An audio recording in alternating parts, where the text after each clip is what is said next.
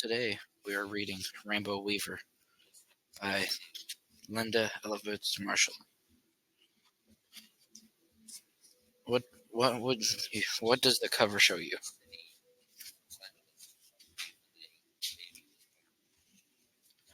High in the mountains above Lake Atlan, Eggshell watched her mother weave thread into fabric as beautiful as a rainbow. The fabric had blues as clear as the sky, reds as bright as the flowers, and yellows as bright as golden as the corn. Mama, Eggshell asked, may I weave too? Her mother shook her head. Not now, Eggshell, she answered. This this cloth is for the market. If it brings a good price, it will help pay for your school and books. In and out, in and out. Eggshell's mother and neighbors wove on backstrap looms.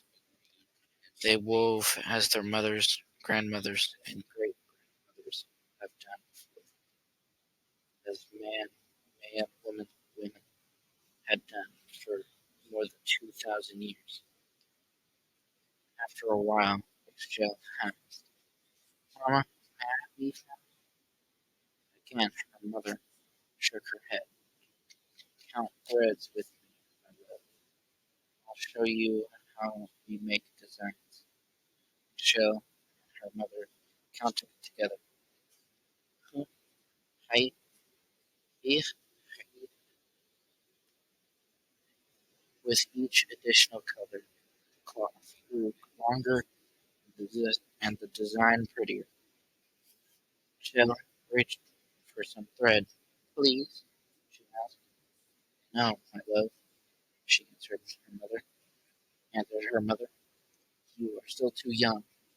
There is no extra thread. Shell crossed her arms and studied the hard-packed dirt of the yard. I want to help pay for my books and school too, she thought. But she didn't say anything. Instead, she walked toward the middle, the field where the villagers planted corn, beans, and squash. Plastic bags littered the path.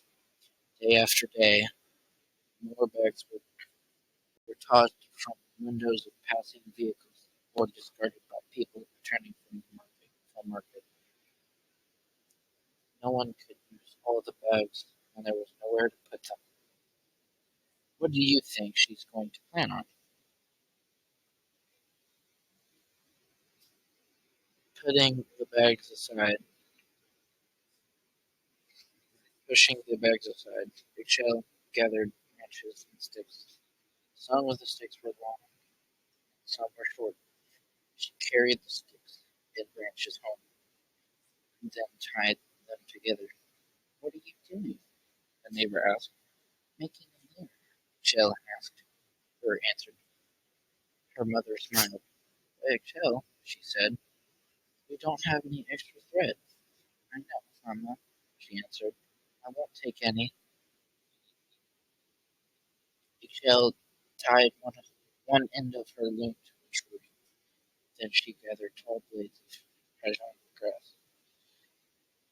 Sitting on the ground, Eggshell joined the blade of grass together by knotting the end of one blade to the end of another until she made a long chain. Then she pushed the batten over and under, back and forth, forming the blades of grass into fabric. When the fabric was finished, it was too small to be a doormat or even a placemat.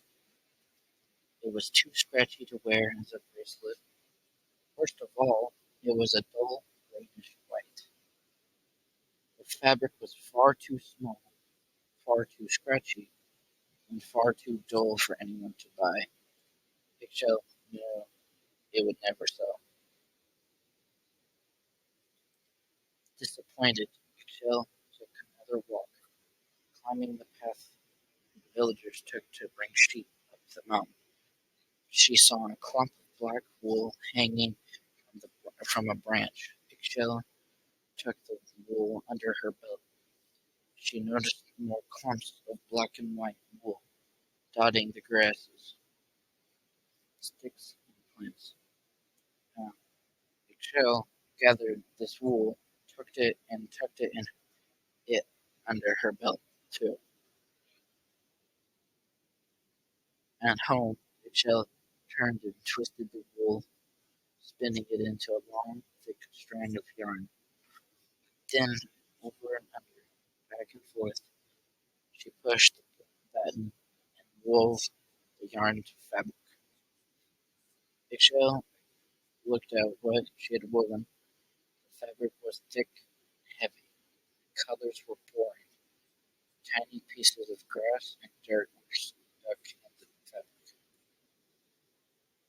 The weaving was far too thick, far too boring, far too dirty for anyone to buy. Tears rolled down Eggshell's cheeks. There's no way my weaving will sell in the market, she thought. No way I can help. Wiping her tears, Eggshell had headed toward the Nupla again. Along the way, she kicked aside a plastic bag. Red, purple, orange, green, yellow, and blue bags were everywhere. They were in the fields, drooping from branches and clogging roads and ditches. There were so many bags it was hard for her to walk. Angry Eggshell, angry, Eggshell picked up a bag. She ripped it to shreds. Suddenly, she had an idea. What do you think Eggshell's going to do next? Eggshell gathered bag after colorful bag. She took bags home, washed them, and then hung them to dry. Now what are you doing? Another neighbor asked. Eggshell smiled.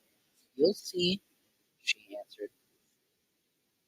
By the next day, the bags were dry. Eggshell, but the bags were dry. Eggshell cut each bag into long, thin strips. She tied the strips together, sitting at her loom. Eggshell pushed the button over and under, back and forth, weaving until she had used up all the strips. After the fabric was short, but it was clean and colorful. It had blues as clear as the sky, reds as bright as flowers, and yellows golden as the cord. The fabric looked like a beautiful rainbow, almost as pretty as the weavings of her mother, grandmothers, and great grandmothers before her. Do you think she did a good job on her weaving?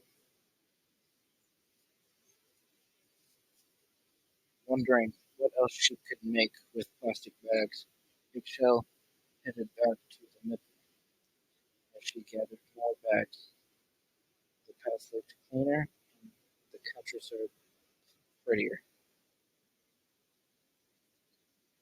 When Eggshell home, returned home, her mother and neighbors were waiting with colorful bags. We saw what you were doing, said a neighbor. We wanted to help, and without the bags everywhere, our village looks pretty again, said another neighbor. It's nice of the neighbors to help Eggshell out. Eggshell thanked them. Then she handed the weaving to her mother and said, My first weaving. Her mother hugged her close. It's beautiful, my love, she said. Thank you, Mama, Eggshell said. But what do you think? But do you think it will sell? Let's take it to the market and see, said her mother. market the next day. Michelle and her mother watched as people walked by the stalls. Finally, a woman stopped. She picked up the Michelle's weaving and asked, "Did you make this?" When Michelle nodded, the woman smiled. Her weaving was sold. Her weaving sold, and for a very good price. Michelle beamed with happiness. Now she could help pay for her books in school. And like her mother, grandmothers, and great grandmothers before her, Michelle has woven a rainbow. What do you think about this book? Do you think this book inspired you in any way? What's something you tried new at? That is the end of the Rainbow Weaver.